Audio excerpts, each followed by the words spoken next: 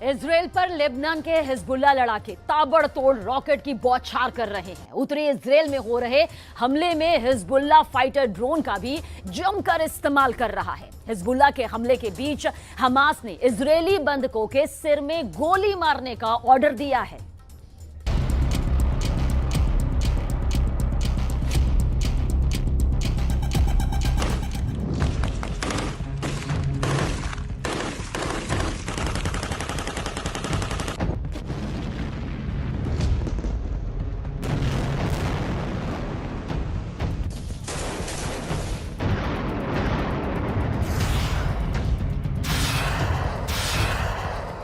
Israel का Hamas से युद्ध चल रहा है।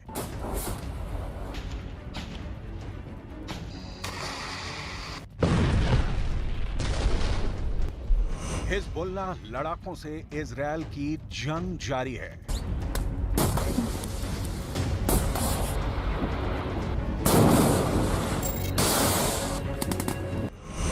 अब क्या अगला नंबर जॉर्डन से आर पार की लड़ाई का है?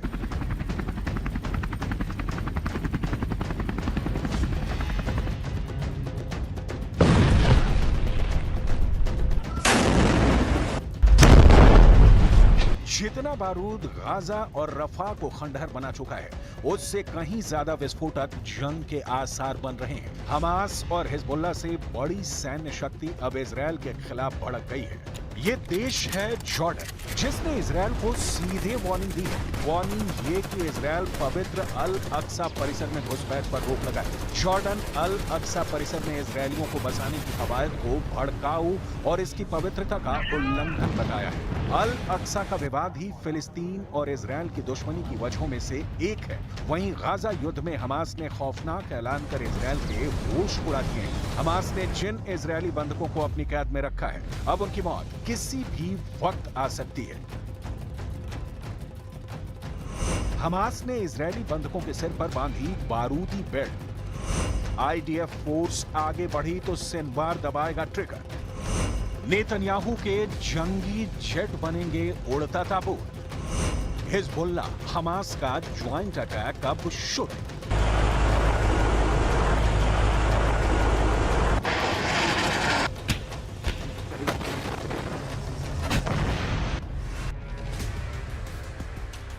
हमास युद्ध सबसे विस्फोटक दौर में पहुंच चुका है। जहां हमले की लिमिट क्रॉस हो चुकी है, वहां विध्वंसक हथियारों की मार अंधाधुंध हो रही है, जिसके बाद बारूदी बैटल में हमास को फुल बैकअप भी मिलने लगा है। ये बैकअप दे रहे हैं लेबनान के हिजबुल्लाह लड़ाके, जिन्होंने इजराइल पर एक दो नहीं 250 से ज्यादा रॉकेटों की बौछार कर धुआं करने की कोशिश की है। हिजबुल्लाह लड़ाके अपने टॉप कमांडर की मौत का इंतकाम लेने के लिए इजराइल से आर पार के युद्ध के मूड में हैं। इजराइल भी युद्ध में जंगी जेट के साथ उतर आया है। हिजबुल्लाह पर पलटवार के लिए इजराइल ने 8 जंगी जेट का आसमानी बेड़ा उड़ाया है। यानी एक तरफ इजराइल है तो दूसरे खेमे में हमास और हिजबुल्लाह डबल अटैक शुरू कर चुके हैं, जिससे इजराइल को एक वक्त में 2 फ्रंट पर जोर लगाना पड़ रहा है। साथ ही इजराइल को रफा और गाजा फ्रंट पर भी जोरदार टक्कर मिल रही है, क्योंकि लेबनान के हिजबुल्लाह लड़ाकों के पास 10 लाख रॉकेट और मिसाइलों का बारूदी गोदाम है। ईरान के कुद्स फोर्स ने एक रिपोर्ट में दावा किया है कि लेबनान ने हिजबुल्लाह फाइटर्स के गोदाम में 10 लाख से ज्यादा गाइडेड मिसाइल, कत्यूशा रॉकेट और एंटी टैंक मिसाइलों का भंडार है। कुद्स फोर्स की रिपोर्ट में यह भी दावा किया गया है कि लेबनान फ्रंट से इजराइल पर हमले शुरू हुए तो पूरा देश गवाह हो सकता है, क्योंकि हिजबुल्लाह फाइटर इजराइल की पावर सप्लाई को मिसाइल धमाके से ध्वस्त करने का मंसूबा बनाकर बैठा है। हिजबुल्लाह लड़ाकों को इजराइल हल्के में नहीं ले सकता, क्योंकि ये लड़ाकों की कोई छोटी मोटी फौज पर नहीं। लेबनान में हिजबुल्लाह की जड़ें बहुत गहरी हैं।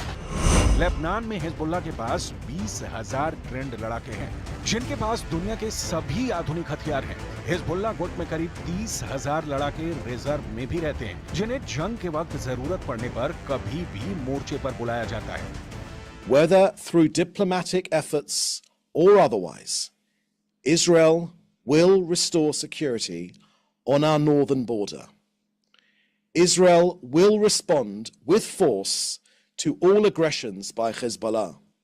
Lebanon and Hezbollah, under the guidance of Iran, bear full responsibility to the deterioration of the security situation in the north.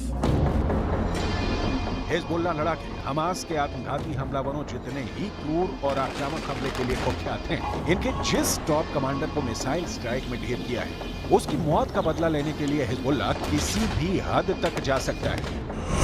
बुधवार को इजरायली सेना ने साफ किया कि उनकी स्ट्राइक में हिजबुल्लाह का टॉप कमांडर अब्दुल्ला तालेब मारा गया है। अब्दुल्ला तालेब को इजरायल ने दक्षिण पूर्वी लेबनान में उसके ठिकाने पर मिसाइल हमले में ढेर किया है। अब्दुल्ला तालेब को हज अबू तालेब के भी नाम से जाना जाता है। अब्दुल्ला तालेब हिजबुल्लाह की लितानी नदी डिवीजन का कमांडर था। इजरायली सैन्य बल ने अब्दुल्ला के साथ 3 और कमांडरों के मारे जाने की पुष्टि की है।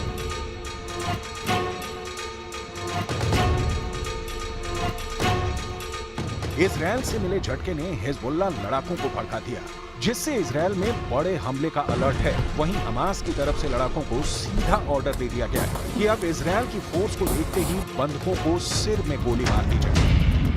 न्यूयॉर्क टाइम्स की रिपोर्ट में यह दावा किया गया है कि नुसीरत कैंप में इजरायल बंधकों को छुड़ाने के लिए चलाए गए ऑपरेशन के बाद हमास ने अपने लड़ाकों को आदेश दे दिया है कि आईडीएफ के ऑपरेशन की जद में आने पर बंधकों के सिर में गोली मारकर मौत के घाट उतार देना है। इसकी वजह ये बताई गई है कि इजरायल ने 8 जून को हमास की कैद से अपने 4 नागरिकों को रेस्क्यू कर लिया था। इजरायल के ऑपरेशन में 270 से ज्यादा की मौत हुई थी। हमास ने दावा किया था कि हमले में 3 बंधकों की भी मौत हुई थी। रिपोर्ट के मुताबिक अमेरिका और इजरायल के इंटेलिजेंस और मिलिट्री की टीम लगातार ड्रोन, सैटेलाइट और दूसरे तरीकों से गाजा के बंधकों को ट्रैप करने की कोशिश कर रही है। इजरायल अब तक अपने 7 बंधकों को रेस्क्यू करने में कामयाब रहा है। दूसरी तरफ हमास ने अब बंधकों को ऐसी जगहों पर शिफ्ट कर दिया है जहां उन्हें ढूंढ पाना लगभग मुश्किल होगा, क्योंकि बंधकों की लोकेशन लगातार बदली जा रही है, जिससे इजरायली सैनिक उन तक पहुंच ना सके। हालांकि इजरायली फोर्स अटैक मोड में है।